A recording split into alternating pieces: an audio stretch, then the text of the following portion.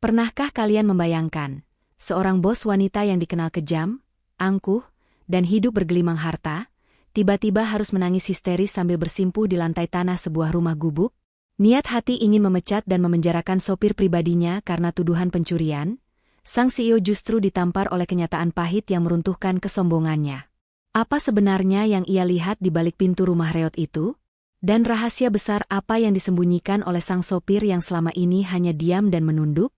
Simak kisah selengkapnya, karena cerita ini akan mengajarkan kita bahwa terkadang, orang yang terlihat paling rendah di mata manusia, justru memiliki derajat paling tinggi di mata Tuhan. Sebelum kita masuk ke ceritanya, jangan lupa untuk menekan tombol subscribe, like, dan bagikan video ini agar saluran Ken Arok Productions semakin berkembang memberikan tontonan yang inspiratif.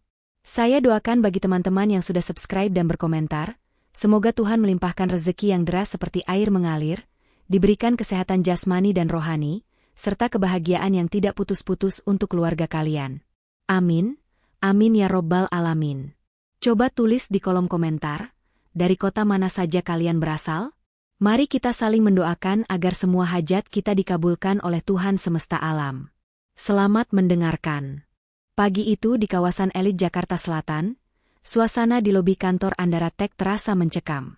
Para karyawan berjalan menunduk, takut melakukan kesalahan sekecil apapun. Sumber ketegangan itu berasal dari seorang wanita cantik namun berwajah dingin yang baru saja turun dari mobil mewah berwarna hitam mengkilap. Dia adalah Devita Andara, sang pemimpin perusahaan yang dijuluki Ratu Es oleh para pegawainya. Devita membanting pintu mobil dengan keras, membuat sopir yang duduk di kursi depan gemetar ketakutan. "Kamu ini bisa nyetir tidak sih?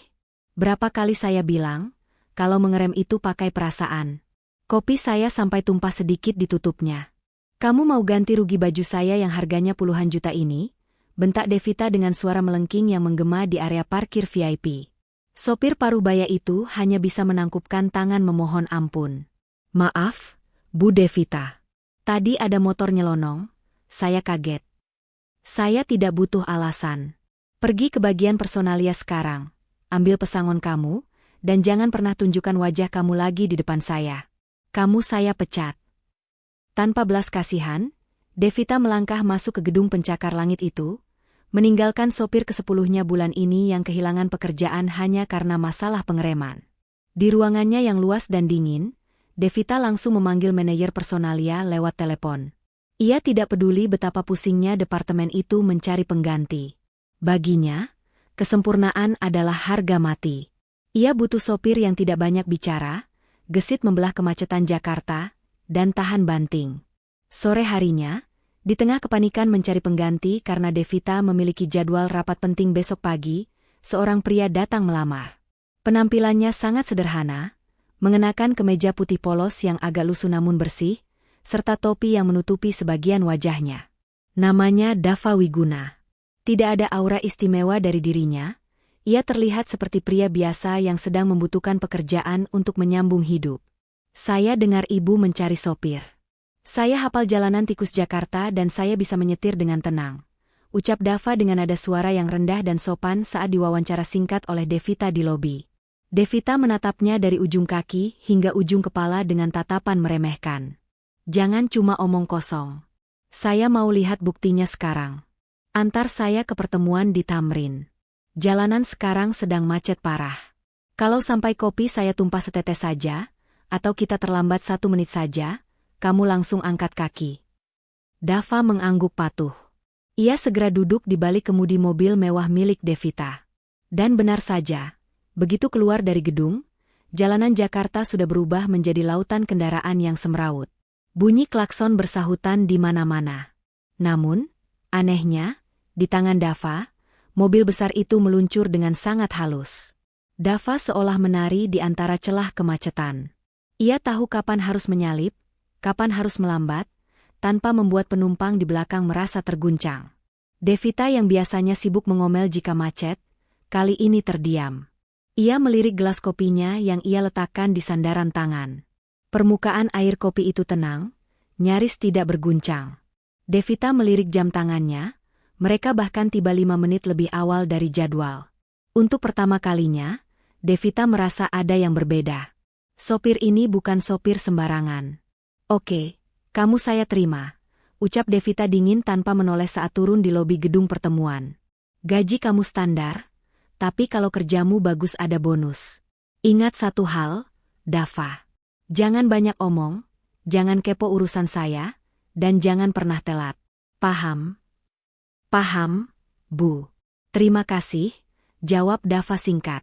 Devita berlalu dengan langkah angkuhnya, tidak menyadari bahwa di balik topi lusuh itu, Dava menatap punggung bos barunya dengan tatapan yang sulit diartikan. Ada sorot mata lelah, namun juga menyeratkan kecerdasan yang disembunyikan rapat-rapat. Dava bukanlah sekadar sopir yang beruntung, ia adalah seseorang yang sedang menyamar di balik kemudi takdir, menunggu waktu yang tepat untuk sebuah tujuan yang jauh lebih besar dari sekadar mengantar jemput majikan. Hari pertama Dava resmi bekerja sebagai sopir pribadi Devita, dimulai dengan ketegangan yang sudah menjadi sarapan sehari-hari sang CEO. Matahari baru saja terbit, namun Devita sudah melangkah terburu-buru keluar dari lobi apartemen mewahnya sambil menempelkan ponsel di telinga. Wajah cantiknya tampak merah pada menahan amarah, sementara tangan kanannya sibuk memegang tumpukan berkas tebal. Dava yang sudah menunggu di samping mobil sejak subuh, dengan sigap membukakan pintu penumpang belakang. Namun, Devita masuk tanpa menoleh sedikitpun, ia terlalu sibuk memarahi manajer pemasarannya di ujung telepon. Saya tidak mau tahu. Pokoknya data penjualan kuartal ini harus ada di meja saya sebelum jam 9. Kalau tidak becus kerja, lebih baik kamu angkat kaki dari perusahaan saya sekarang juga. Bentak Devita sambil menghempaskan tubuhnya ke jok kulit mobil yang empuk. Napas Devita memburu. Dengan gerakan kasar, ia menarik sabuk pengaman di sampingnya. Namun, karena terlalu emosi dan menariknya terlalu kencang, mekanisme sabuk itu justru macet. Tali pengaman itu terkunci, tidak mau ditarik, juga tidak mau masuk kembali. Devita mendesis kesal, ia mencoba menyentaknya berkali-kali namun hasilnya nihil.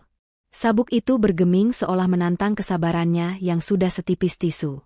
Sial, kenapa pagi ini semuanya menyebalkan sih? Bahkan mobil ini pun melawan saya. Gerutu Devita sambil memukul pelan mekanisme sabuk itu. Tiba-tiba, sebuah tangan yang kokoh namun lembut terulur dari arah depan. Dava sudah memutar tubuhnya ke belakang. Tanpa banyak bicara, ia mencondongkan badannya melewati celah antara kursi depan untuk menjangkau sabuk pengaman di sisi Devita. Maaf, Bu. Jangan ditarik paksa. Biar saya bantu, ucap Dava dengan suara yang tenang, kontras sekali dengan nada tinggi Devita barusan. Devita terdiam. Tubuh Dava condong begitu dekat ke arahnya untuk membetulkan posisi sabuk yang tersangkut di rel bawah. Sangat dekat. Mungkin jarak wajah mereka hanya tinggal 5 cm saja. Untuk pertama kalinya, Devita bisa melihat dengan jelas mata Dava yang biasanya tertutup bayang-bayang topi. Mata itu teduh, tajam, namun menenangkan. Tidak ada rasa takut di sana, hanya fokus untuk menyelesaikan masalah kecil itu. Di detik yang terasa melambat itu, hidung Devita menangkap aroma yang tidak biasa. Bukan aroma parfum mahal buatan Prancis yang biasa dipakai oleh rekan-rekan bisnisnya yang kaya raya. Aroma yang menguar dari tubuh Dava adalah wangi sabun batang aroma mint yang murah, bercampur dengan wangi pewangi pakaian sasetan. Sederhana, namun anehnya terasa begitu segar dan maskulin. Wangi itu seolah menyusup masuk rongga dada Devita, memaksanya untuk menahan napas sejenak. Jantungnya yang tadi berdegup karena amarah, kini tiba-tiba berdetak dengan irama yang berbeda. Ada desiran aneh yang membuat bulu kuduknya meremang. Klik. Bunyi kunci sabuk pengaman yang terpasang sempurna memecah keheningan singkat itu. Dava perlahan menarik tubuhnya kembali ke posisi duduk di depan, lalu membetulkan letak spion tengah. Lewat pantulan cermin itu, matanya bertemu sekilas dengan mata Devita yang masih terpaku kaku. Maaf lancang, Bu. Sekarang sudah aman, kata Dava datar, seolah tidak terjadi apa-apa. Devita tersentak dari lamunannya. Ia buru-buru memalingkan wajah ke jendela, menyembunyikan pipinya yang terasa memanas tanpa alasan. Ia bingung dengan dirinya sendiri. Bagaimana bisa seorang Devita Andara, wanita besi yang ditakuti banyak pria mapan, mendadak salah tingkah hanya karena dibantu pasang sabuk pengaman oleh sopirnya sendiri?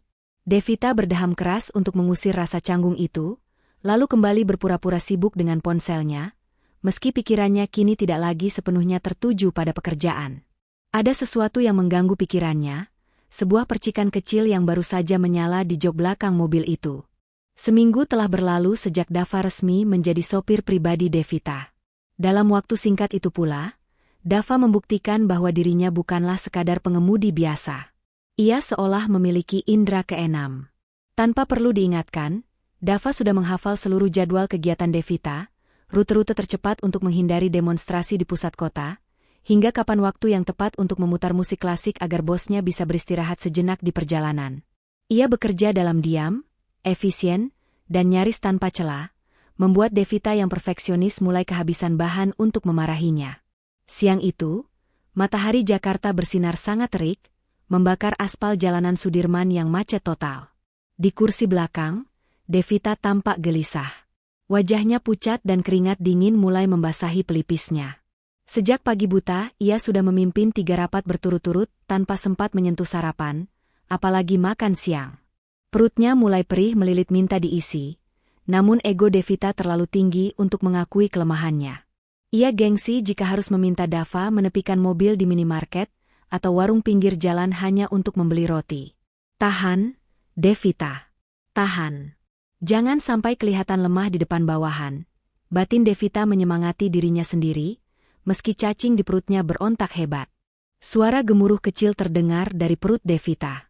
Meski pelan, di dalam kabin mobil yang hening dan kedap suara itu, bunyinya terdengar cukup jelas.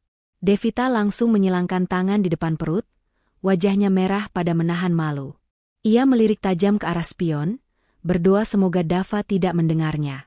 Dava tetap tenang memandang jalanan, namun tangan kirinya perlahan merogoh sesuatu dari tas kain kecil di kursi sebelahnya. Tanpa menoleh ke belakang, Dava menyodorkan sebuah kotak bekal plastik sederhana yang bersih. "Bu, maaf kalau saya lancang. Tapi perjalanan ke kantor masih sekitar 1 jam lagi kalau macetnya begini," ujar Dava dengan nada bicara yang datar namun sopan. Devita mengernyitkan dahi, menatap kotak itu dengan curiga. "Apa ini? Kamu mau menyogok saya?" "Bukan sogokan, Bu. Itu hanya potongan buah segar. Ibu saya selalu bilang, kalau orang bekerja pakai otak itu butuh asupan gula alami biar fokusnya tidak hilang. Tadi pagi ibu saya memaksa saya membawanya, tapi saya masih kenyang. Kalau ibu tidak keberatan, silakan dimakan daripada mubazir." "Sayang kalau dibuang," jawab Dava santai, seolah-olah menawarkan makanan kepada atasan adalah hal yang paling wajar di dunia. Devita terdiam sejenak. Alasannya sangat masuk akal dan tidak menyinggung harga dirinya. Dengan ragu, Devita mengambil kotak itu dan membukanya. Isinya adalah potongan pepaya dan melon yang dipotong rapi seukuran suapan mulut, lengkap dengan garpu kecil. Kesederhanaan yang tertata apik. Suapan pertama masuk ke mulut Devita. Rasa manis dan dingin buah itu seketika membasuh rasa perih di lambungnya. Rasanya enak sekali, jauh lebih nikmat daripada catering kantor yang hambar. Tanpa sadar, Devita menghabiskan separuh isi kotak itu dengan lahap. Sambil mengunyah, matanya diam-diam mencuri pandang ke arah spion tengah. Ia melihat pantulan mata Dava yang fokus menyetir, tanpa ada senyum mengejek atau merendahkan. Untuk pertama kalinya dalam hidupnya yang penuh kemewahan namun sepi, Devita merasakan bentuk perhatian yang tulus. Bukan perhatian karena uang atau jabatan, melainkan perhatian murni dari seorang manusia kepada manusia lain yang sedang kelaparan. Di balik kemudi itu, Dava bukan lagi sekadar sopir, ia adalah pelindung yang peka, yang mulai meruntuhkan tembok es di hati sang ratu SCBD, potong demi potong buah segar. Namun, ibarat langit Jakarta yang cepat berubah mendung, rasa kagum Devita kepada Dava tidak bertahan lama. Insting bisnis Devita yang tajam mulai menangkap pola aneh dari perilaku sopirnya itu. Devita menyadari bahwa setiap hari Selasa dan Jumat, tepat pukul 1 siang, Dava selalu meminta izin dengan alasan-alasan klise. Kadang ia beralasan ingin ke bengkel untuk mengecek rem, kadang beralasan ingin mengisi angin ban, atau sekadar ingin membeli makan siang di tempat yang jauh. Setiap kali izin, Dava akan menghilang selama tepat 2 jam. Lalu kembali dengan wajah lelah dan baju yang sedikit lebih kusut dari biasanya. Bagi orang lain, mungkin itu hal biasa. Tapi bagi Devita yang hidup di dunia bisnis penuh intrik, ini adalah tanda bahaya. Pikirannya mulai liar. Jangan-jangan Dava adalah mata-mata yang dikirim oleh Rian Pratama, musuh bebuyutannya yang sedang bersaing ketat dalam tender proyek pemerintah. Jangan-jangan Dava menggunakan waktu 2 jam itu untuk membocorkan rahasia perjalanannya kepada pihak lawan. Puncak ketegangan itu meledak pada suatu sore yang kelabu. Devita baru saja selesai pertemuan dan hendak memeriksa kembali materi presentasi untuk tender besar besok pagi.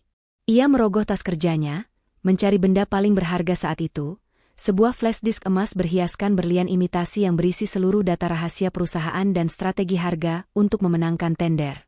Jantung Devita seakan berhenti berdetak. Flash disk itu tidak ada.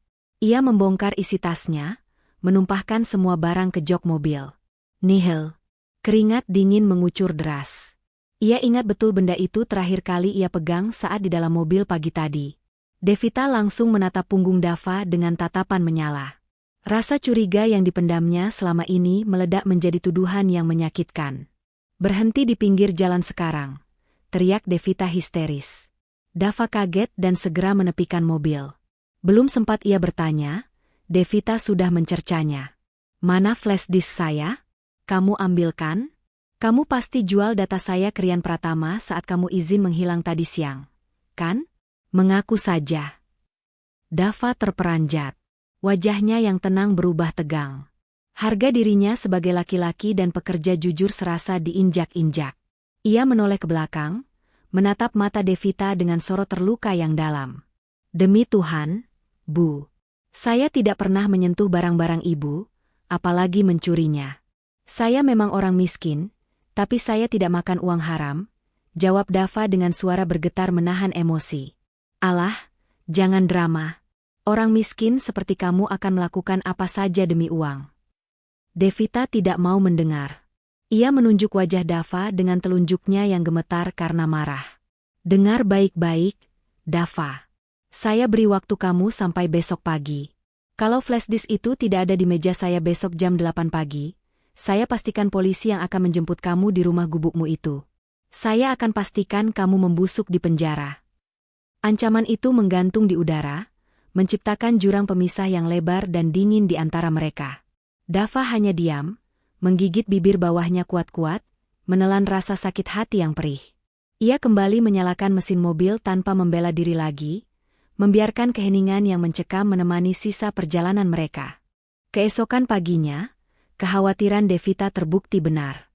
Jam menunjukkan pukul 7 tepat, namun kursi pengemudi mobilnya masih kosong. Sosok Dava yang biasanya datang lebih awal dari matahari terbit, kini tidak terlihat batang hidungnya. Devita mencoba menghubungi nomor ponsel Dava berkali-kali, namun hanya suara operator yang menjawab bahwa nomor tersebut sedang tidak aktif. Amarah Devita memuncak hingga ke ubun-ubun. Baginya, ketidakhadiran Dava ini adalah pengakuan bersalah. Dava pasti sudah kabur membawa data perusahaannya dan menjualnya ke pihak lawan. "Kurang ajar. Dia pikir dia bisa lari dari saya setelah mengkhianati kepercayaan saya," geram Devita sambil membanting ponselnya ke jok penumpang. Tanpa menunggu sopir pengganti dari kantor, Devita nekat duduk di balik kemudi. Ia menarik sabuk pengaman dengan kasar dan menginjak gas dalam-dalam. Tujuan di peta digital mobil mewahnya sudah terkunci.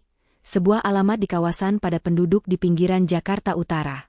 Devita bertekad untuk menyeret Dava ke kantor polisi dengan tangannya sendiri. Ia tidak peduli jika harus masuk ke lubang semut sekalipun. Perjalanan itu terasa menyiksa. Semakin dekat ke lokasi, pemandangan gedung-gedung kaca pencakar langit berganti menjadi deretan rumah kusam yang berdempetan tak beraturan. Jalan aspal mulus berubah menjadi jalanan rusak berlubang yang digenangi air keruh sisa hujan semalam. Mobil sedan mewah milik Devita tampak sangat asing dan mencolok di antara angkutan umum tua dan gerobak pedagang kaki lima yang memadati jalan. Beberapa warga menatap mobil itu dengan tatapan heran dan curiga, membuat Devita semakin tidak nyaman. Akhirnya, peta digital itu berhenti di depan sebuah gang sempit yang hanya muat satu motor. Mobil tidak mungkin masuk ke sana. Dengan enggan, Devita memarkir mobilnya di pinggir jalan yang becek. Ia turun dengan wajah masam, mengenakan pakaian kantor bermerek dan sepatu hak tinggi yang harganya setara dengan biaya hidup warga di sana selama setahun. "Tempat macam apa ini? Bau amisnya menyengat sekali," gumam Devita sambil menutup hidungnya dengan sapu tangan sutra. Devita melangkah masuk ke dalam gang itu dengan susah payah.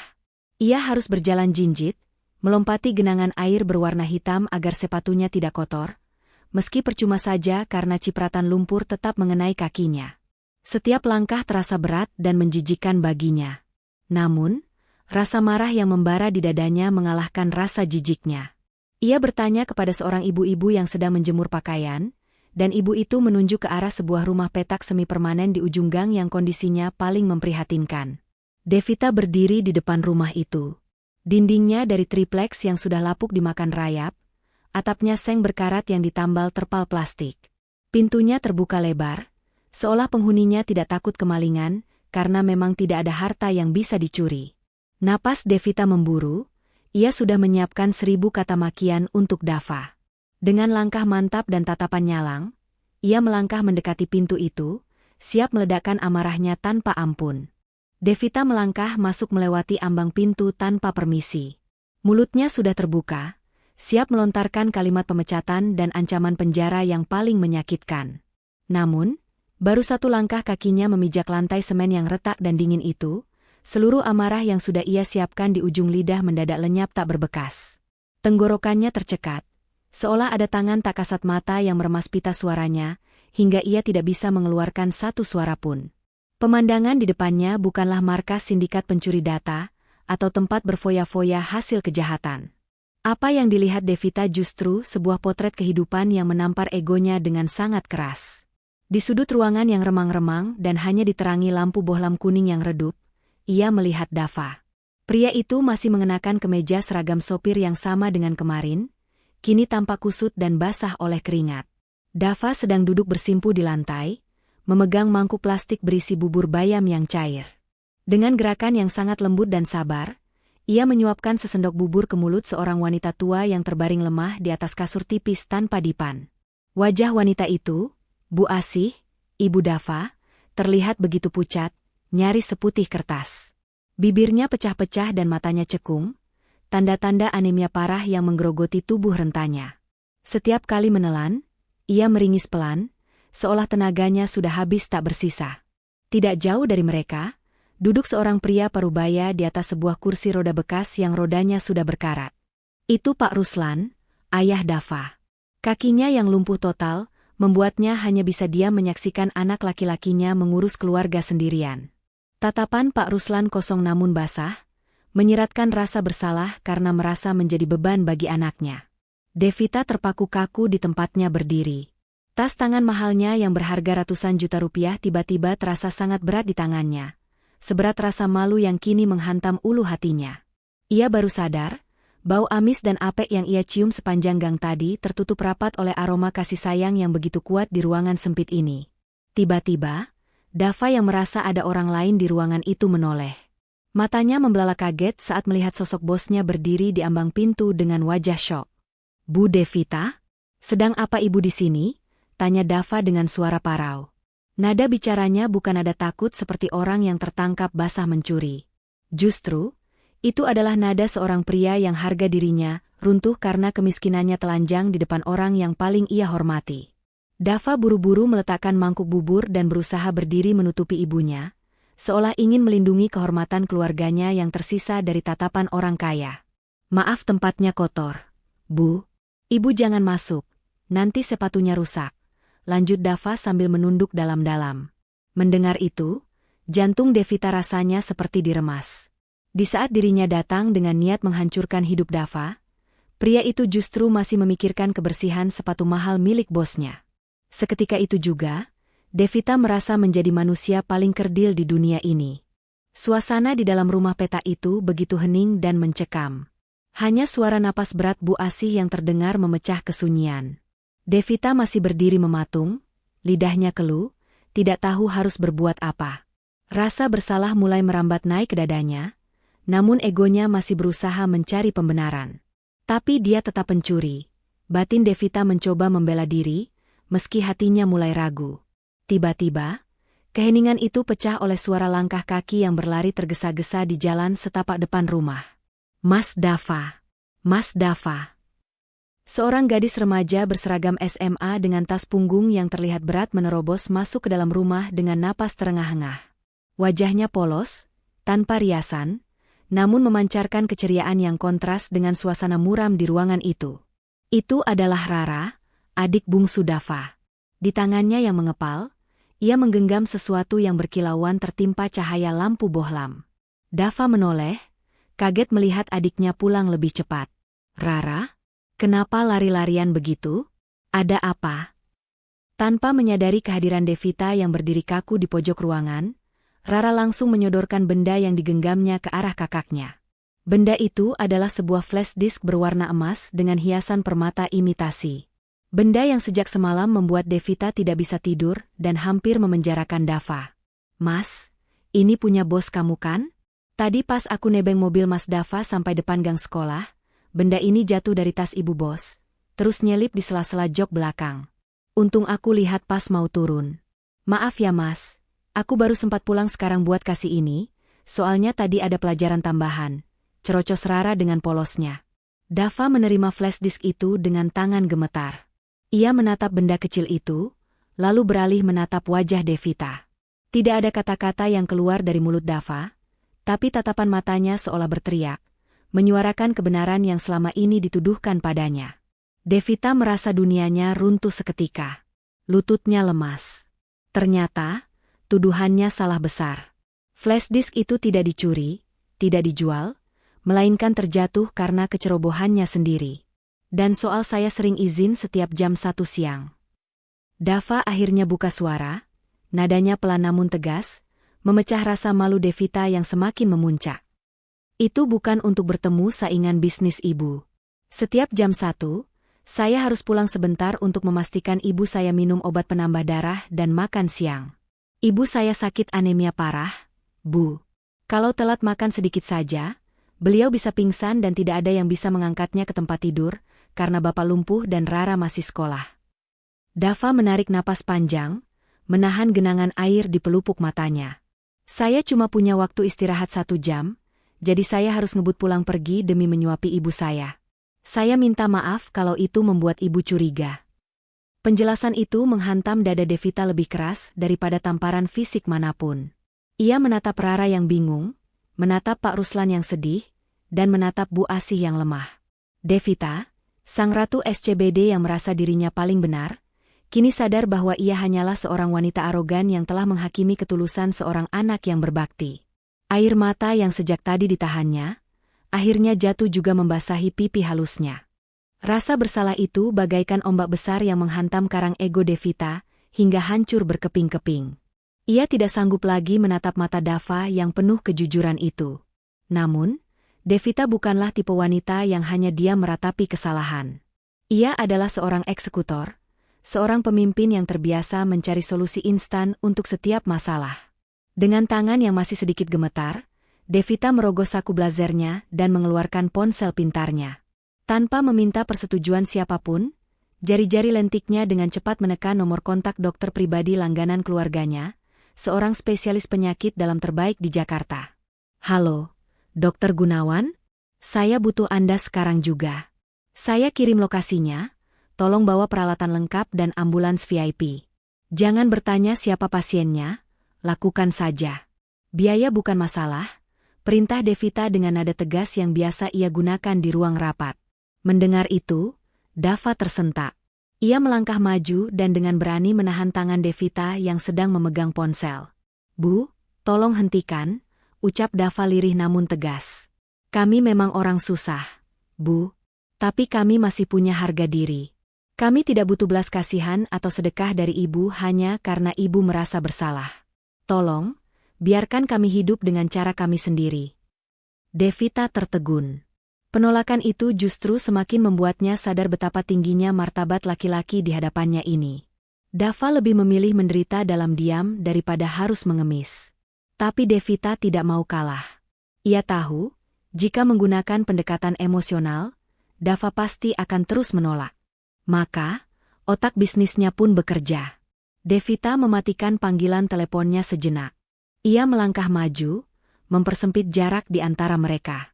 Dengan gerakan yang tiba-tiba dan sedikit agresif, tangan Devita terulur mencengkeram kerah ke meja Dava.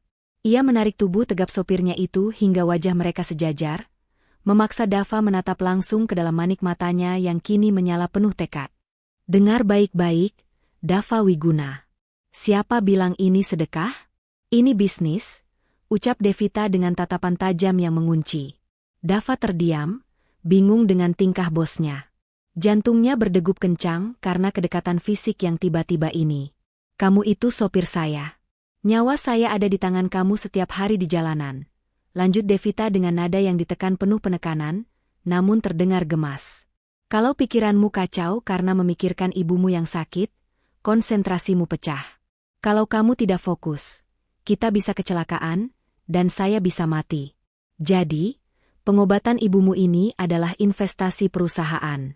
Saya mau aset saya, yaitu kamu, bekerja dengan performa 100%. Kalau ibumu sembuh, kamu tenang, nyetirmu bagus, perusahaan saya untung. Itu hitung-hitungannya. Devita melepaskan cengkeramannya perlahan, lalu merapikan kerah baju Dava yang sedikit berantakan akibat ulahnya tadi. Tatapannya melembut, berubah menjadi sorot memohon yang tulus. Jadi, anggap ini kontrak profesional. Deal? Dava terpaku. Ia melihat kesungguhan yang luar biasa di mata wanita itu. Tidak ada lagi keangkuhan, yang ada hanyalah keinginan tulus untuk menebus kesalahan dengan cara yang ia bisa. Perlahan, pertahanan diri Dava runtuh. Ia mengangguk pelan, air mata haru menetes di pipinya yang kasar. Deal, Bu. Terima kasih, bisik Dava. Untuk pertama kalinya, sebuah kesepakatan bisnis terjadi bukan di atas kertas bermeterai di gedung bertingkat, melainkan lewat tatapan mata di sebuah gubuk reot, mengikat dua hati yang tadinya berseberangan. Sejak perjanjian kontrak hati di rumah gubuk itu, dinding es yang selama ini memisahkan kursi depan dan kursi belakang perlahan mencair. Mobil sedan mewah itu tidak lagi terasa seperti ruang kerja yang kaku dan dingin, melainkan mulai hangat oleh percakapan-percakapan kecil yang manusiawi. Devita tidak lagi memandang Dava sebagai robot pengemudi, dan Dava pun mulai melihat sisi lain bosnya yang ternyata kesepian di balik topeng wanitanya besinya. Suatu malam, sepulang dari lembur panjang yang melelahkan, perut Devita kembali berdemo minta diisi. Kali ini, ia tidak gengsi lagi. Dengan nada sedikit manja yang jarang ia tunjukkan, Devita menantang Dava untuk membawanya makan malam di tempat yang enak, murah, dan merakyat. Dava tersenyum tipis di balik kemudi, lalu memutar setir menuju sebuah warung tenda pecel lele pinggir jalan yang legendaris di kawasan Jakarta Selatan. Pemandangan yang terjadi selanjutnya sungguh kontras dan menggelitik. Sebuah mobil sedan hitam mengkilap seharga miliaran rupiah parkir bersandingan dengan gerobak gorengan.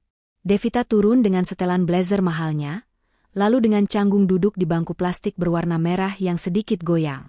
Asap pembakaran lele mengepul, bercampur dengan aroma sambal terasi yang menggugah selera. Ini cara makannya gimana, Dava? Pakai sendok garpu mana? Tanya Devita bingung melihat lele goreng kering di piring rotan. Pakai tangan langsung, Bu. Namanya muluk. Rasanya beda, lebih nikmat, ajari Dava sambil membasuh tangannya di mangkuk kobokan dengan santai. Ragu-ragu, Devita meniru gerakan Dava. Ia mencubit daging lele, mencocolnya sedikit ke sambal merah yang berminyak, lalu menyuapkannya ke mulut. Matanya membelalak. Rasa gurih, asin, dan pedas meledak di lidahnya. Ternyata enak luar biasa. Devita makan dengan lahap, melupakan diet ketat dan tata krama meja makan bangsawan yang selama ini ia agungkan. Namun, ia meremehkan kekuatan cabai rawit setan di sambal itu. Hah, pedas. Pedas banget, Dava. Air, mana air? Devita mendesis kepedasan, wajahnya memerah padam, air mata mulai menggenang di sudut matanya, dan hidung mancungnya memerah seperti tomat matang. Melihat bosnya yang biasanya anggun kini kelimpungan kepedasan sambil mengipas-ngipas lidah, Dava tidak bisa menahan diri. Tawa lepasnya meledak. Hahaha. Pelan-pelan, Bu. Itu sambal level setan, tawa Dava renyah. Devita terpaku sejenak. Itu pertama kalinya ia melihat Dava tertawa lepas tanpa beban. Wajah Dava yang biasanya datar, kini terlihat sangat tampan dan bercahaya saat tersenyum lebar menampilkan deretan gigi putihnya. Tanpa sadar, tangan Dava terulur refleks. Ia mengambil selembar tisu dan dengan lembut menyeka butiran keringat yang menetes di dahi dan pelipis Devita. "Maaf, Bu. Keringatnya sampai mau masuk mata," ucap Dava lembut. Gerakan tangan Dava terhenti di udara saat menyadari apa yang baru saja ia lakukan. Wajah mereka berdua hanya berjarak jengkal. Suara bising jalanan dan denting penggorengan seolah lenyap, digantikan oleh detak jantung mereka yang berpacu kencang. Devita menatap mata Dava, dan Dava menatap mata Devita. Di bawah cahaya lampu tenda yang remang-remang, di antara aroma lele goreng dan asap knalpot, benih-benih perasaan yang tidak seharusnya ada antara bos dan sopir, mulai tumbuh semakin subur. Keduanya buru-buru memalingkan wajah dengan pipi yang sama-sama merona merah, mencoba menetralkan rasa canggung yang manis itu dengan meminum es teh manis masing-masing hingga tandas. Beberapa hari kemudian, Devita harus menghadiri sebuah pesta gala bisnis bergengsi di sebuah hotel bintang 5 di kawasan Bundaran HI. Ini bukan sekadar pesta hura-hura, melainkan medan perang tempat para hiu bisnis saling memamerkan taring kekuasaan mereka. Devita tampil memukau dengan gaun malam berwarna merah marun yang elegan, sementara Dava, yang bertugas mengantar, menunggu dengan setia di area parkir VIP sambil bersandar di badan mobil, mengenakan seragam sopirnya yang rapi. Namun, ketenangan malam itu terusik ketika acara selesai. Saat Devita berjalan menuju lobi untuk pulang, langkahnya dihadang oleh Rian Pratama, pesaing bisnis utamanya yang licik. Rian, dengan setelan jas mahalnya dan senyum mengejek yang khas, menatap Devita lalu beralih menatap Dava yang sedang membukakan pintu mobil. Wah, lihat siapa ini, ujar Rian dengan suara lantang yang sengaja dibuat agar didengar oleh kolega bisnis lain di sekitar lobi. Ratu SCBD ternyata selera rekrutmennya rendah juga ya. Kamu tahu siapa yang memegang setir mobil mahalamu itu, Devita? Devita menghentikan langkahnya, menatap Rian dengan dingin. Minggir, Rian. Saya tidak punya waktu meladeni omong kosongmu. Ini bukan omong kosong, tapi peringatan. Rian tertawa meremehkan sambil menunjuk wajah Dava dengan telunjuknya. Pria yang kamu jadikan sopir ini adalah Dava Wiguna. Mantan CEO startup unicorn yang jatuh miskin karena kasus penggelapan dana 3 tahun lalu. Dia ini sampah bisnis, Devita. Mantan napi korporat yang bangkrut total. Dava terdiam kaku. Rahangnya mengeras menahan amarah. Tangannya mengepal kuat hingga buku-buku jarinya memutih. Ia menunduk, tidak berani menatap mata Devita. Rasa malu karena masa lalunya dikuliti di depan umum membuat dadanya sesak. Rian belum puas. Ia mendekat ke telinga Devita, namun suaranya cukup keras untuk menusuk hati Dava. Dan asal kamu tahu, di hari dia bangkrut dan semua asetnya disita bank, ayahnya yang lumpuh itu kecelakaan ditabrak lari saat berusaha mengejar penagih utang yang mengambil rumah mereka. Tragis sekali, kan? Seorang anak emas yang gagal menjaga perusahaan dan gagal menjaga ayahnya sendiri. Devita tertegun. Jantungnya serasa berhenti berdetak mendengar fakta itu. Potongan-potongan puzzle tentang kecerdasan Dava, kemampuan analisisnya, dan kesedihan di mata Pak Ruslan, kini tersusun sempurna. Dava bukanlah orang bodoh. Dia adalah raksasa yang sedang tidur. Seorang jenius yang dipatahkan sayapnya oleh kejamnya dunia bisnis. Alih-alih merasa jijik atau takut seperti yang diharapkan Rian, hati Devita justru dipenuhi rasa hormat yang mendalam. Ia melihat Dava bukan sebagai pecundang, melainkan sebagai petarung yang bertahan hidup demi keluarganya meski dunia telah menghancurkannya berkali-kali. Sudah bicaranya? Potong Devita tajam, memutus tawa Rian. Tanpa ragu, Devita melangkah mendekati Dava, lalu dengan lembut menyentuh lengan sopirnya itu, memberikan sinyal dukungan yang kuat. Masuk mobil, Dava. Kita pulang. Anjing menggonggong, kafilah berlalu. Rian terdiam dengan wajah merah padam karena diabaikan, sementara Dava menatap Devita dengan pandangan tidak percaya. Di malam yang penuh penghinaan itu, Devita justru mengangkat dagu Dava kembali, memberinya secercah harga diri yang sempat hilang. Hari penentuan tender proyek raksasa pemerintah akhirnya tiba. Ini adalah hari penghakiman bagi Andara Tech. Jika mereka menang, perusahaan akan melesat ke puncak kejayaan. Namun jika kalah, mereka terancam gulung tikar karena seluruh modal perusahaan sudah dipertaruhkan dalam proyek ini. Devita duduk di kursi belakang dengan wajah tegang namun penuh percaya diri. Ia sudah mempersiapkan materi presentasi selama berbulan-bulan tanpa tidur nyenyak. Semuanya tersimpan rapi di dalam laptop canggihnya dan cadangannya ada di peladen awan perusahaan. Namun, 1 jam sebelum jadwal pertemuan dimulai, mimpi buruk itu datang tanpa permisi. Saat mobil sedang melaju membelah jalanan protokol menuju gedung kementerian, ponsel Devita berdering tanpa henti. Panggilan masuk dari direktur teknisnya. Bu Devita. Gawat darurat. Peladen kantor kita diserang virus tebusan. Semua data terkunci total. Peretas itu meminta tebusan miliaran rupiah dalam bentuk uang digital sekarang juga, atau semua data akan dihapus permanen dalam 30 menit. Teriak direktur teknis dengan suara panik yang menyayat hati di ujung telepon. Wajah Devita seketika pucat pasi, darah seolah menyusut habis dari tubuhnya. Tangan gemetar, ia buru-buru membuka laptopnya. Benar saja, layar yang seharusnya menampilkan grafik keuntungan kini berubah menjadi layar hitam pekat dengan gambar tengkorak merah menyala dan hitungan mundur waktu yang terus berkurang. Semua berkas presentasi, semua data analisis, tidak bisa dibuka. Akses ditolak. Rian. Desis Devita dengan suara tercekat. Ia tahu pasti ini ulah Rian Pratama. Ini adalah skakmat yang sempurna dan licik. Tanpa data presentasi, Devita akan berdiri seperti orang bodoh di depan para menteri dan investor. Andara Tech akan dipermalukan, didiskualifikasi, dan hancur lebur hari ini juga. Pertahanan mental Devita yang selama ini kokoh akhirnya runtuh. Air mata keputusasaan tumpah membasahi pipinya yang sudah dirias sempurna. Ia melempar ponselnya ke jok, lalu menelungkupkan wajahnya ke telapak tangan, menangis tergugu seperti anak kecil yang kehilangan arah. Hancur sudah semua kerja kerasnya. Ia merasa kalah telak sebelum bertanding. Dava melihat kejadian itu dari spion tengah. Ia melihat wanita besi itu hancur lebur. Tidak ada lagi atasan yang galak, yang ada hanya seorang wanita rapuh yang butuh pertolongan. Tanpa bertanya, Dava menekan tombol kunci pintu otomatis, memastikan tidak ada gangguan dari luar. Ia menepikan mobil di bahu jalan yang agak sepi di bawah pohon rindang, mematikan mesin, lalu memutar badannya menghadap ke belakang. Bu, hapus air matanya. Kita belum kalah, ucap Dava dengan nada suara yang sangat berbeda. Itu bukan suara sopir yang patuh, melainkan suara seorang pemimpin yang tenang di tengah badai.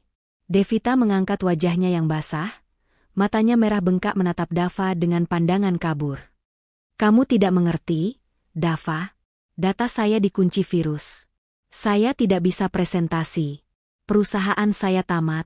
Semuanya selesai, teriaknya frustrasi bercampur isak tangis. Dava mengulurkan tangannya ke belakang, tatapannya tajam, serius, dan penuh keyakinan. Tidak ada keraguan sedikit pun di sana. Pinjam laptopnya, Bu. Devita terbelalak, bingung di tengah tangisnya. Kamu bicara apa?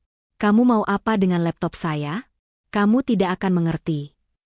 Percaya sama saya, Devita. Pinjamkan laptopnya sekarang, atau kita benar-benar hancur, tegas Dava. Kali ini ia memanggil nama bosnya langsung tanpa embel-embel, Ibu, dan ada aura otoritas yang begitu kuat memancar dari dirinya hingga membuat Devita, seolah terhipnotis, menyerahkan laptop mahalnya itu ke tangan sang sopir dengan tangan gemetar. Dava meletakkan laptop canggih itu di pangkuannya. Seketika itu juga, atmosfer di dalam mobil berubah total. Sosok sopir yang biasanya pendiam dan penurut itu lenyap tak berbekas. Dava kini kembali menjadi dirinya yang dulu, seorang arsitek teknologi jenius yang pernah merajai dunia startup digital. Tatapan matanya tajam menyapu layar, membaca barisan kode rumit seolah sedang membaca buku cerita anak-anak. Tanpa membuang waktu sedetik pun, 10 jari Dava mulai menari di atas papan ketik dengan kecepatan yang mengerikan. Suara ketukan tombol keyboard terdengar beruntun seperti senapan mesin, memecah keheningan di dalam mobil. Devita yang masih sesenggukan, perlahan mengangkat wajahnya. Ia ternganga melihat pemandangan di depannya. Layar yang tadinya menampilkan tengkorak merah tanda bahaya, kini berganti menjadi deretan angka dan huruf berwarna hijau yang bergerak sangat cepat, naik turun mengikuti perintah jari-jari Dava. Ini, virus jenis ransomware level 4. Enkripsinya kuat, tapi ceroboh di pintu belakang. Gumam Dava pelan, lebih kepada dirinya sendiri. Bahasa tubuhnya memancarkan aura dominasi dan kecerdasan yang menyilaukan. Devita seperti melihat orang asing. Di mana sopirnya yang lugu itu? Pria di depannya ini terlihat seperti seorang panglima perang siber yang sedang memimpin serangan balik sendirian. Jantung Devita berdegup kencang, bukan lagi karena takut, melainkan karena kekaguman yang membuncah. Ia baru sadar, selama ini ia mendudukkan seorang naga di kursi sopirnya. Dapat? Seru Dava tiba-tiba. Ia menekan tombol enter dengan keras sebagai pukulan terakhir. Layar laptop berkedip sekali, lalu kembali normal. Tampilan data presentasi, grafik keuntungan, dan video profil perusahaan Andara Tech muncul kembali dengan utuh. Virus itu lenyap, dihancurkan sampai ke akar-akarnya. Tidak hanya itu, Dava membuka sebuah jendela baru yang menampilkan peta digital. Sebuah titik merah berkedip di sana. Data ibu sudah aman 100%. Dan lihat ini, Dava menunjuk titik merah itu. Saya sudah melacak jejak digital si peretas. Alamat IP-nya berasal dari lantai 20, Gedung Pratama Group, kantor Rian. Devita menutup mulutnya tak percaya. Dalam waktu 15 menit, Dava tidak hanya menyelamatkan nyawa perusahaannya, tapi juga menangkap basah pelakunya. Kelegaan yang luar biasa membanjiri hati Devita. Ia merasa kakinya lemas saking leganya. Dava menutup laptop itu perlahan, lalu memutar tubuhnya menghadap Devita. Aura jenius yang dingin tadi perlahan memudar, berganti kembali menjadi tatapan hangat Dava yang biasa. Ia tersenyum jahil melihat bosnya yang masih melongo dengan sisa air mata di pipi. Sudah beres, bos. Sekarang, tolong hapus air matanya, ucap Dava lembut sambil menyodorkan tisu. Bedaknya luntur tuh di pipi, nanti kalau masuk ruang rapat dikira habis diputusin pacar. Klien bisa takut lihat ibu kayak panda begini. Mendengar ledekan itu, Devita tertawa di sela tangis bahagianya. Ia memukul lengan kekar Dava dengan pelan, pukulan yang penuh rasa terima kasih dan keakraban. Dasar sopir kurang ajar. Berani-beraninya meledek saya. Omel Devita, namun bibirnya menyunggingkan senyum paling manis yang pernah Dava lihat. Terima kasih, Mas Dava. Kamu luar biasa. Namun, drama di dalam mobil itu belum berakhir. Saat Dava hendak memutuskan koneksi dan menutup akses ke Peladen Rian untuk menghilangkan jejak, matanya yang jeli menangkap sebuah folder tersembunyi dengan nama file yang mencurigakan di sudut layar. Insting detektifnya berteriak. Tanpa pikir panjang, Dava mengklik folder tersebut. Isinya adalah kumpulan video rekaman kamera dashboard mobil, atau dashcam yang sudah bertahun-tahun tersimpan. Satu video menarik perhatiannya. Video itu bertanggal tepat 3 tahun yang lalu, di malam yang sama ketika hidup Dava hancur berantakan. Dengan tangan gemetar, Dava memutar video itu. Di layar laptop yang jernih, terpampang pemandangan jalanan Jakarta yang sedang diguyur hujan deras. Mobil yang merekam video itu melaju kencang, ugal-ugalan membelah malam. Terdengar suara tawa Rian Pratama yang khas, mabuk kemenangan, sedang berbicara di telepon membanggakan bagaimana ia baru saja berhasil menghancurkan bisnis Dava. Tiba-tiba, sebuah sepeda motor tua muncul di depan. Pengendara motor itu mengenakan jaket lusuh yang sangat Dava kenal. Itu adalah Pak Ruslan, ayahnya, yang malam itu sedang panik mencari pinjaman uang. Brak! Mobil itu tidak mengerem. Justru, terdengar suara mesin yang menderu kencang sebelum benturan keras terjadi. Tubuh renta Pak Ruslan terpental ke aspal, motornya hancur. Namun, mobil itu tidak berhenti. Rian malah tertawa sadis. Mampus kau, orang miskin. Lalu tancap gas meninggalkan korban yang sekarat di tengah hujan. Dava mematung. Napasnya tercekat. Wajahnya yang tadi tenang kini memerah padam, urat-urat di leher dan tangannya menonjol keluar menahan amarah yang meledak hebat.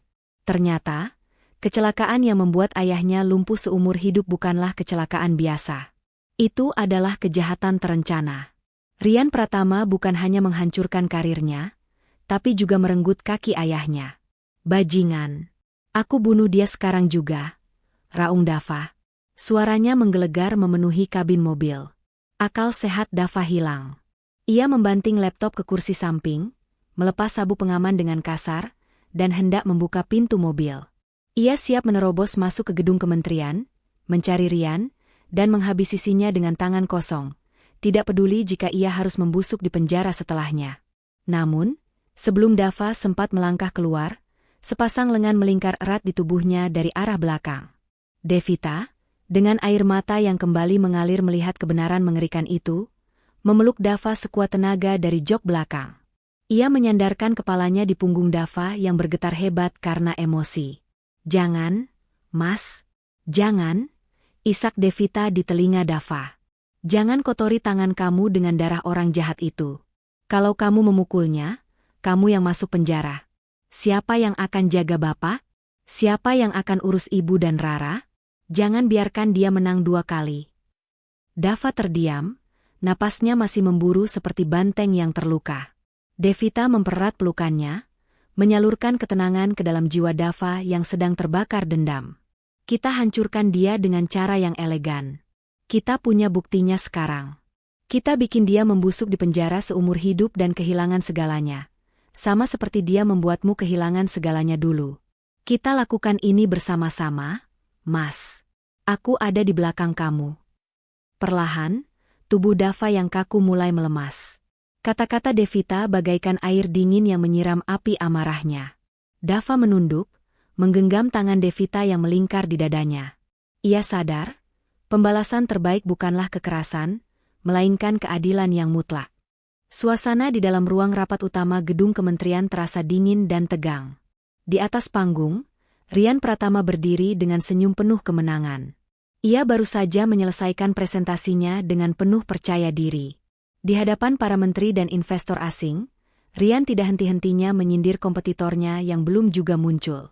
Ia yakin betul, saat ini Devita pasti sedang menangis di pojokan karena datanya hilang, atau minimal terjebak macet karena sabotase mental yang ia lakukan. "Bapak Menteri yang terhormat," ucap Rian dengan nada sombong sambil merapikan jas mahalnya. "Sepertinya Andara Tech tidak akan datang. Ini membuktikan bahwa mereka tidak profesional dan tidak siap menangani proyek negara sebesar ini. Sebaiknya, kita langsung saja tanda tangan kontrak dengan perusahaan saya." Para pejabat mulai berbisik-bisik, mengangguk setuju. Namun, tepat saat pena hampir menyentuh kertas kontrak, pintu ganda ruang rapat itu terbuka lebar dengan suara berdebum. Semua mata tertuju ke arah pintu. Masuklah Devita Andara dengan langkah tegap dan wajah bersinar penuh keyakinan. Tidak ada jejak air mata sedikit pun di wajahnya. Ia berjalan membelah kerumunan seperti seorang ratu yang kembali ke tahtanya. "Maaf saya terlambat." Suara Devita lantang menggema. "Ada sedikit sampah digital yang harus kami bersihkan di perjalanan." Rian tertawa meremehkan. "Hah? Datang dengan tangan kosong? Mana tim kamu? Mana data presentasi kamu? Jangan buang waktu kami, Devita." Devita tersenyum miring. "Saya tidak butuh tim. Saya hanya butuh 1 orang terbaik." Ia menyingkir sedikit ke samping, memberi jalan. "Silakan masuk, konsultan khusus saya." Dari balik punggung Devita, muncul sesosok pria tegap yang membuat napas Rian tercekat di tenggorokan. Itu Dava. Namun, bukan Dava si sopir lusuh yang biasa ia hina. Dava kini mengenakan setelan jas hitam slim fit pemberian Devita yang membalut tubuh atletisnya dengan sempurna. Rambutnya disisir rapi ke belakang, wajahnya bersih, dan aura kepemimpinannya memancar begitu kuat, lebih menyilaukan daripada lampu sorot panggung. Tanpa mempedulikan Rian yang melongo seperti orang bodoh, Dava melangkah naik ke podium. Ia menyambungkan laptopnya ke proyektor. "Selamat siang, Bapak Menteri," sapa Dava dengan suara bariton yang berwibawa. "Nama saya Dava Wiguna.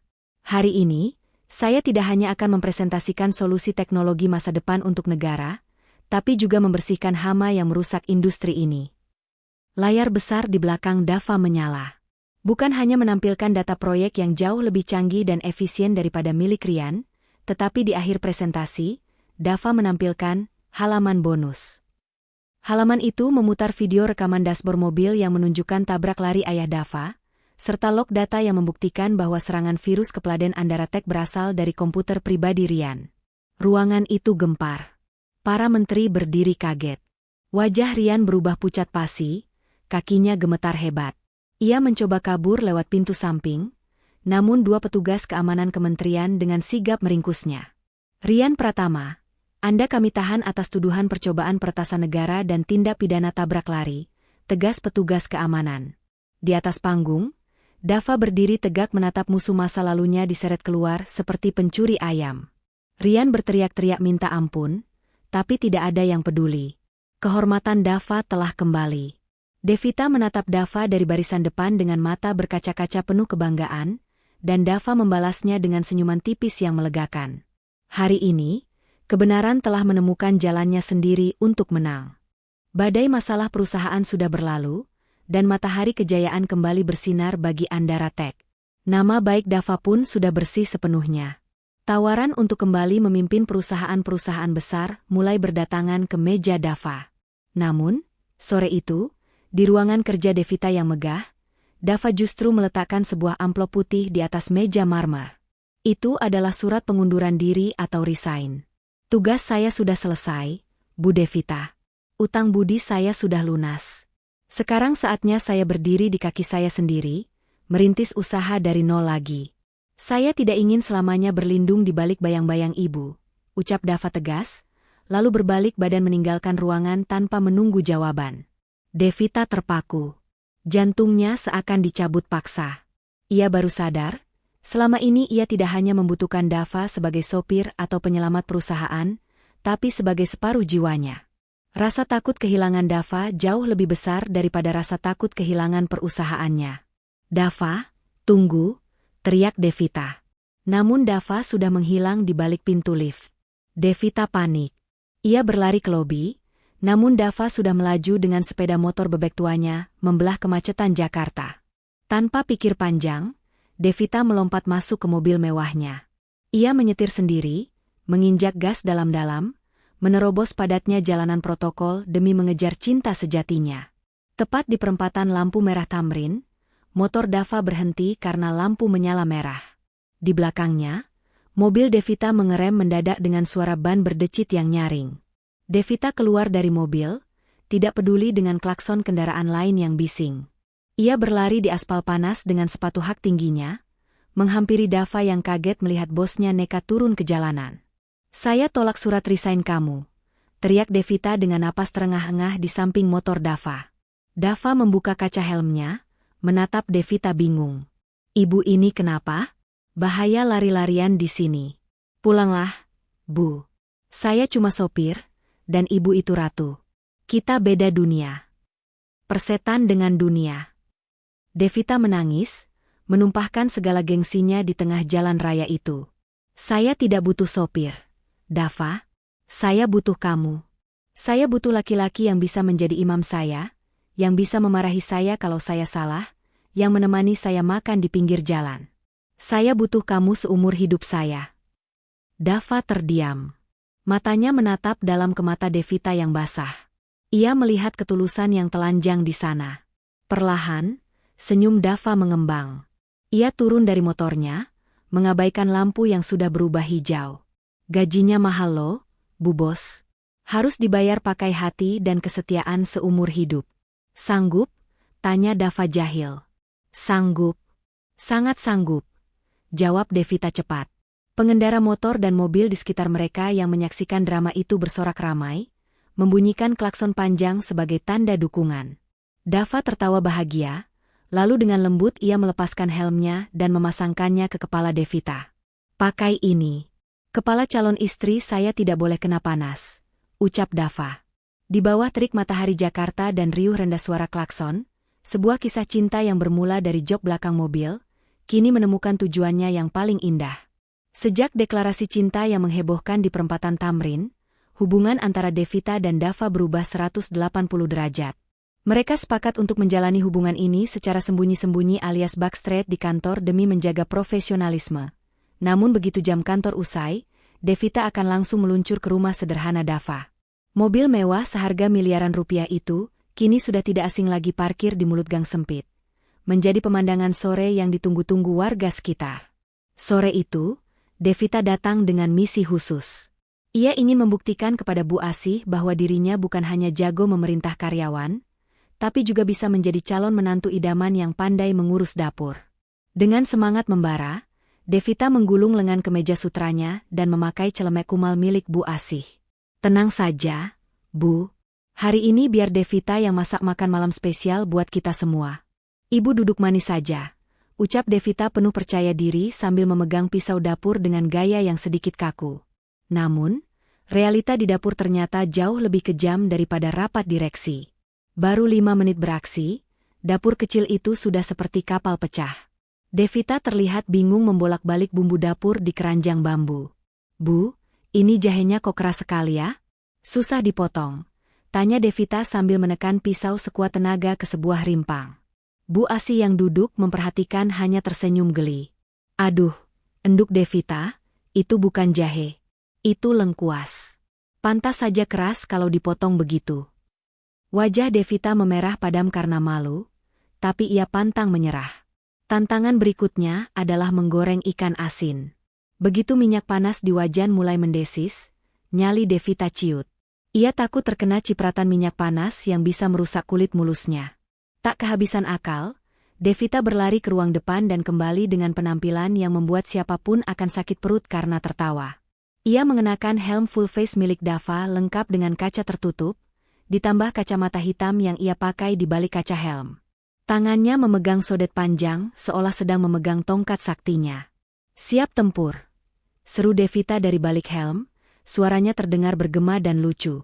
Dava yang baru saja selesai mandi, masuk ke dapur karena mendengar keributan. Ia terpaku di ambang pintu, lalu tawanya meledak seketika melihat tingkah konyol kekasihnya itu. Devita yang sedang sibuk menghindar dari wajan, menoleh dengan kesal. "Jangan ketawa. Ini strategi keselamatan kerja tahu," protes Devita. Dava menggeleng-gelengkan kepala sambil tersenyum gemas. Ia berjalan mendekat, lalu dengan lembut melepaskan helm besar itu dari kepala Devita. Rambut Devita yang sedikit berantakan justru membuatnya terlihat sangat manis di mata Dava. Tanpa banyak bicara, Dava berdiri tepat di belakang Devita. Ia meraih tangan Devita yang memegang sodet, lalu melingkarkan lengannya yang kekar seolah memeluk dari belakang. "Bukan begitu caranya, sayang. Kalau kamu takut, apinya dikecilkan dulu, terus masukkan ikannya pelan-pelan lewat pinggir wajan, jangan dilempar," bisik Dava tepat di telinga Devita. Jantung Devita berdegup kencang, bukan karena takut minyak panas lagi, tapi karena hembusan napas hangat Dava di lehernya. Dava membimbing tangan Devita dengan sabar, mengajari cara membalik ikan agar tidak hancur. Posisi mereka begitu intim, seolah dunia hanya milik berdua. Di sudut dapur, Rara menyenggol lengan Bu Asi sambil terkikik geli melihat kemesraan kakaknya. Bu Asi hanya tersenyum haru, bersyukur melihat putranya bisa menemukan kebahagiaan sederhana namun begitu indah di tengah aroma ikan asin yang menggugah selera. Dapur sempit itu terasa jauh lebih hangat dan mewah dibandingkan restoran bintang 5 manapun yang pernah dikunjungi Devita. Malam itu, angin berhembus cukup kencang di atap gedung pencakar langit Andara Tech. Di bawah sana, kelap-kelip lampu kota Jakarta terhampar seperti lautan permata yang tidak pernah tidur. Namun, keindahan itu tidak mampu mengusir mendung yang menggelayut di wajah Devita. Ia berdiri di pinggir pagar pembatas, menatap kosong ke kejauhan, membiarkan rambut indahnya diacak-acak oleh angin malam. Dava berjalan pelan menghampiri, membawa 2 gelas kopi hangat. Ia menyampirkan jasnya ke bahu Devita yang terlihat gemetar, bukan karena dinginnya udara, melainkan karena dinginnya kesepian yang tiba-tiba menyerang. "Kenapa melamun sendirian di sini, Bu Bos? Padahal di bawah semua karyawan sedang pesta merayakan kemenangan tender," tanya Dava lembut sambil berdiri di sampingnya. Devita tidak langsung menjawab. Ia menarik napas panjang, mencoba menahan bendungan air mata yang siap jebol. Perlahan, topeng wanita besi, yang selama ini ia pakai retak dan hancur berkeping-keping. Di hadapan Dava, ia bukan lagi seorang CEO yang ditakuti, melainkan hanya seorang gadis kecil yang rapuh. "Mas, orang-orang di luar sana melihatku sebagai wanita paling beruntung. Cantik, kaya raya, punya perusahaan besar." Suara Devita bergetar hebat. "Tapi mereka tidak tahu kalau aku ini sebenarnya sangat miskin. Aku miskin kasih sayang, Mas. Aku kesepian." Setetes air mata lolos membasahi pipi Devita. Dava terdiam, memberikan ruang bagi kekasihnya untuk menumpahkan segala beban. "Ibuku meninggal saat berjuang melahirkan aku. Aku tidak pernah merasakan pelukan seorang ibu. Seumur hidup, aku merasa bersalah. Aku merasa kehadiranku di dunia ini harus dibayar dengan nyawa orang yang paling dicintai ayahku. Isak Devita semakin kencang. Dan ayahku meninggal karena serangan jantung di meja kerjanya 5 tahun lalu. Beliau bekerja terlalu keras siang malam hanya untuk membangun kerajaan bisnis ini demi aku, sampai lupa menjaga kesehatannya sendiri. Aku merasa jadi anak pembawa sial, Mas. Semua orang yang menyayangiku pergi meninggalkanku. Tangis Devita pecah. Ia menutup wajahnya dengan kedua tangan, tubuhnya terguncang hebat. Rasa bersalah yang ia pendam bertahun-tahun akhirnya meledak malam itu. Tanpa ragu sedikitpun, Dava menarik tubuh rapuh Devita ke dalam pelukannya yang kokoh. Ia mendekap kepala Devita di dada bidangnya, membiarkan kemejanya basah oleh air mata wanita itu. Dava mengusap punggung Devita dengan gerakan menenangkan, menyalurkan kehangatan dan kekuatan. Dengar aku, Devita. Kamu bukan pembawa sial. Kamu adalah anugerah terindah yang diperjuangkan oleh ayah dan ibumu, bisik Dava tegas namun lembut tepat di telinga Devita. Mereka pergi bukan karena salahmu, tapi karena tugas mereka mengantarmu ke dunia sudah selesai. Dan sekarang, kamu tidak sendirian lagi. Kamu punya aku. Kamu punya Bapak Ruslan yang sudah menganggapmu anak sendiri. Kamu punya Ibu Asi yang selalu mendoakanmu, dan kamu punya Rara yang bawel itu. Kami adalah keluargamu sekarang. Rumah gubuk kami memang sempit, tapi pintu hati kami seluas samudra untuk menampung semua kesedihanmu. Mendengar kata-kata itu, Devita semakin mengeratkan pelukannya di pinggang Dava. Untuk pertama kalinya setelah sekian lama, lubang besar di hatinya yang menganga perlahan tertutup. Di atap gedung yang tinggi itu, di bawah saksi ribuan bintang, Devita akhirnya menemukan rumah tempat ia pulang.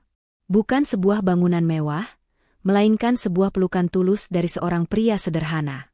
Malam itu, suasana di rumah petak keluarga Dava terasa berbeda dari biasanya. Tidak ada suara televisi yang menyala, tidak ada canda tawa Rara yang biasanya pecah. Udara terasa padat oleh ketegangan yang manis. Di atas tikar pandan yang digelar di ruang tengah, hidangan makan malam sederhana berupa sayur lodeh, tempe goreng, dan sambal terasi baru saja tandas disantap. Devita duduk bersimpuh dengan sopan di samping Dava. Ia mengenakan pakaian yang sopan dan sederhana, melepaskan segala atribut kemewahannya. Di hadapan mereka, duduk Pak Ruslan di kursi rodanya dan Bu Asi yang bersandar di bantal, karena fisiknya masih belum pulih sepenuhnya. Setelah hening beberapa saat, Dava mengubah posisi duduknya. Ia beringsut maju, lalu melakukan gerakan yang membuat hati Devita bergetar. Dava bersujud mencium kaki ayahnya, lalu beralih mencium tangan ibunya dengan takzim. Devita, tanpa diminta, mengikuti gerakan itu. Ia menundukkan kepalanya dalam-dalam, menunjukkan penghormatan tertinggi kepada dua sosok sepuh di hadapannya. Dava mengangkat wajahnya, menatap kedua orang tuanya dengan mata yang basah namun penuh tekad. Ia menggenggam tangan Devita erat-erat, seolah menyalurkan keberanian. Pak, Bu, suara Dava terdengar parau, memecah kesunyian malam yang diiringi suara jangkrik. Malam ini Dava membawa Devita ke sini bukan sekadar untuk makan malam. Dava ingin menyampaikan niat yang sudah Dava simpan rapat-rapat di hati. Dava ingin meminta restu bapak dan ibu untuk menikahi Devita. Dava ingin menjadikan dia makmum dalam sholat Dava, dan teman hidup Dava sampai tua nanti. Bu Asi menutup mulutnya menahan isak tangis haru. Sementara Pak Ruslan, wajah tuanya yang penuh kerutan tampak tegang. Ia menatap Devita lekat-lekat, lalu menatap putranya. Dava, ucap Pak Ruslan dengan suara berat dan berwibawa. Kamu sadar siapa yang kamu minta?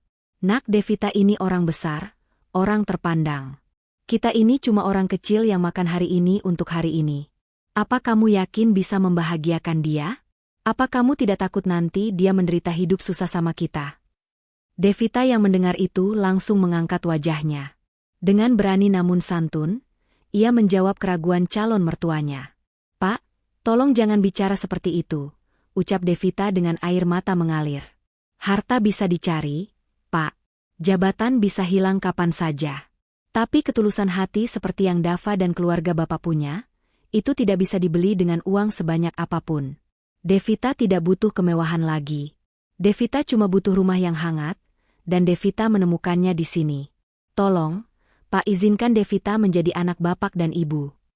Mendengar jawaban tulus itu, pertahanan Pak Ruslan runtuh. Pria parubaya yang kakinya tak lagi berdaya itu mengulurkan tangannya yang kasar dan gemetar, lalu mengusap kepala Devita dengan penuh kasih sayang. "Kalau begitu niatmu, Nak Devita, Bapak restui," ucap Pak Ruslan dengan suara bergetar menahan tangis. "Bapak titipkan anak Bapak yang keras kepala ini sama kamu ya." Dava itu luarnya saja keras, tapi hatinya selembut kapas. "Saling jagalah kalian.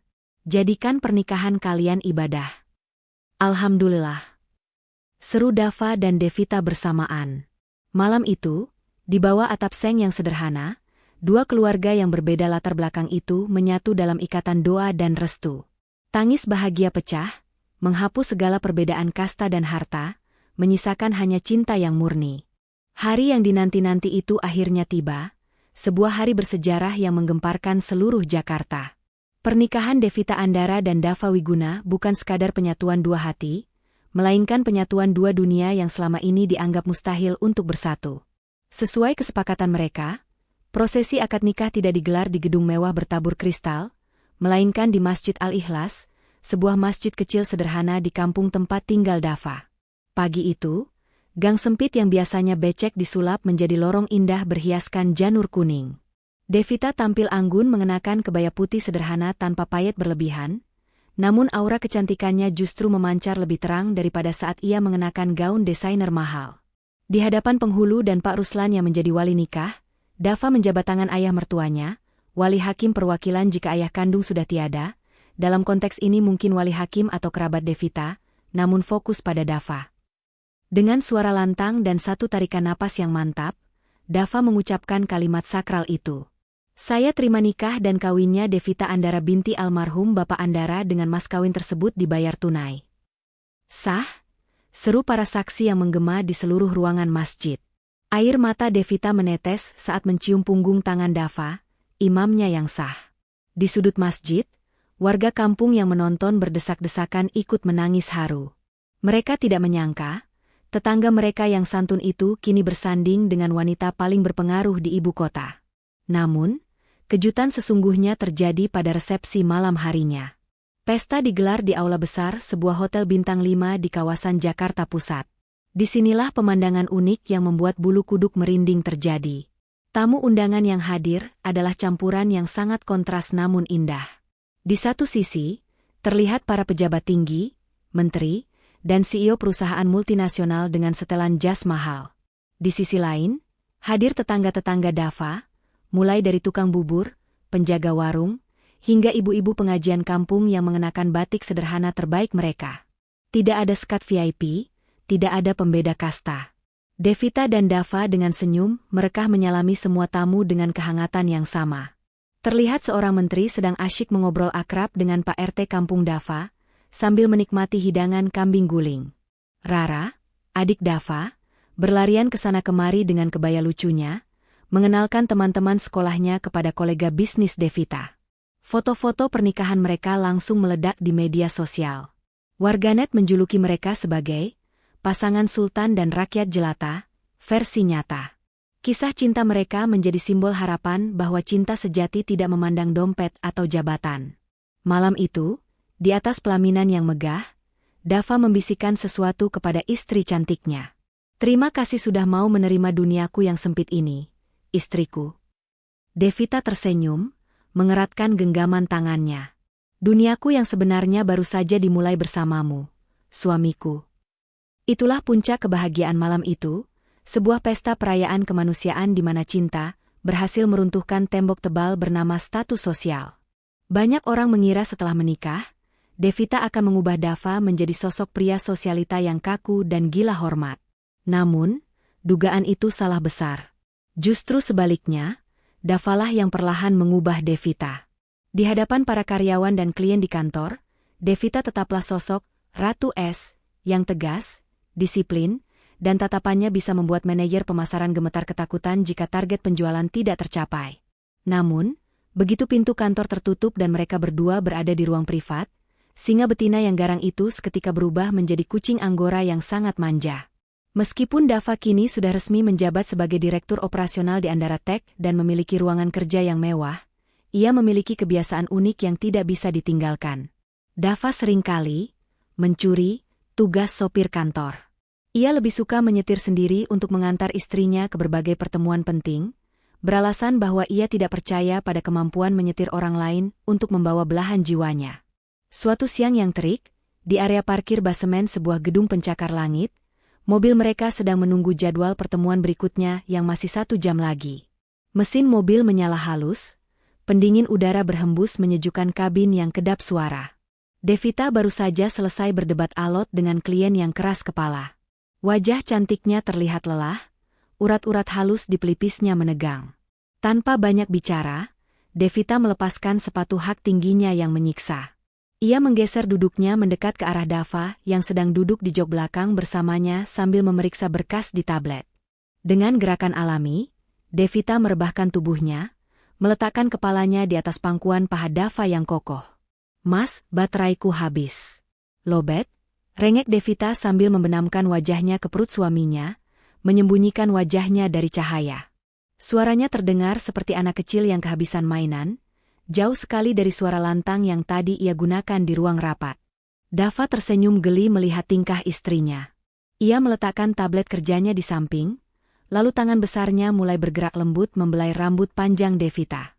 Jari-jarinya memijat pelan kulit kepala Devita dengan irama yang menenangkan. "Capek ya, Bu Bos?" Tadi di dalam galak sekali debatnya, kok sekarang lemas begini seperti kerupuk kena air, goda Dava lembut. Devita memukul pelan paha Dava tanpa membuka matanya. "Jangan diledek. Aku butuh diisi ulang dayanya. Elus-elus terus kepalaku sampai aku ketiduran. Jangan berhenti sedetik pun.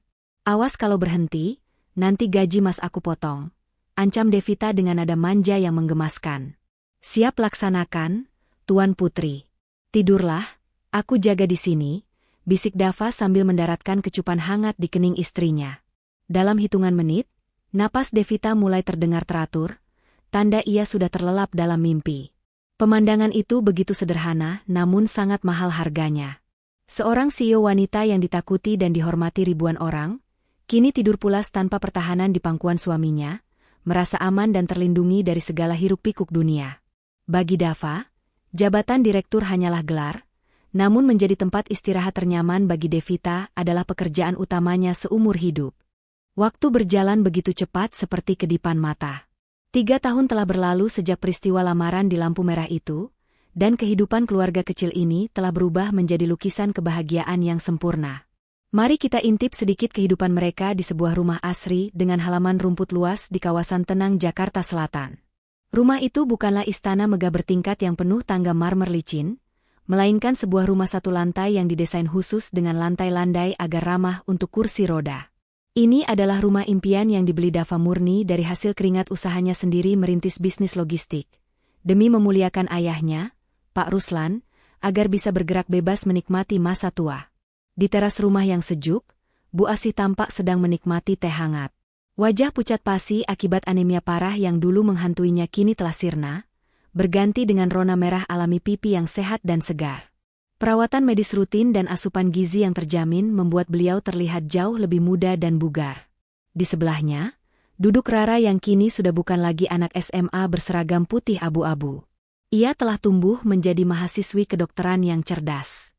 Rara sedang sibuk memamerkan nilai indeks prestasi kumulatifnya yang sempurna kepada Pak Ruslan, membuktikan bahwa roda nasib keluarga mereka benar-benar telah berputar ke atas berkat kerja keras dan doa.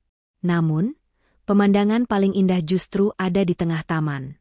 Terdengar suara tawarnya seorang bocah perempuan berusia 2 tahun yang sedang berlari tertatih-tatih mengejar kupu-kupu. Namanya Aira, putri kecil buah cinta Dava dan Devita.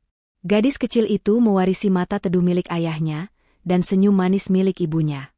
"Papa, Mama, lihat," teriak Aira riang sambil menunjuk kupu-kupu yang terbang rendah.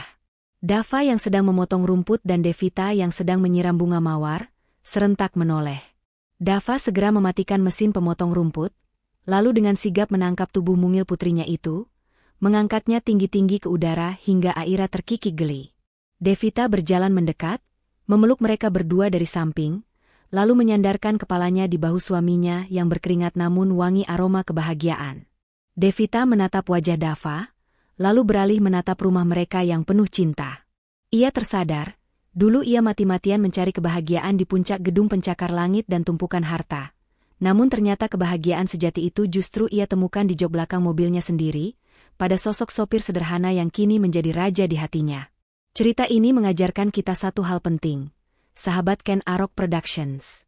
Bahwa kemewahan terbesar dalam hidup bukanlah tentang seberapa mahal mobil yang kita kendarai, melainkan siapa sosok setia yang menemani kita melewati jalanan kehidupan yang berliku, baik saat jalan itu mulus maupun saat penuh lubang. Terkadang, jodoh dan rezeki terbaik dibungkus dengan kemasan yang sederhana, menunggu untuk kita buka dengan kunci ketulusan. Terima kasih sudah mendengarkan kisah inspiratif Tuan Putri di jok belakang hingga akhir. Jangan lupa untuk menekan tombol subscribe, like, dan bagikan video ini ke orang-orang tersayang kalian. Tulis juga di kolom komentar, pelajaran apa yang kalian ambil dari kisah Dava dan Devita ini? Saya doakan semoga kita semua segera dipertemukan dengan cinta sejati dan kebahagiaan yang abadi. Sampai jumpa di cerita seru berikutnya. Wassalamualaikum warahmatullahi wabarakatuh.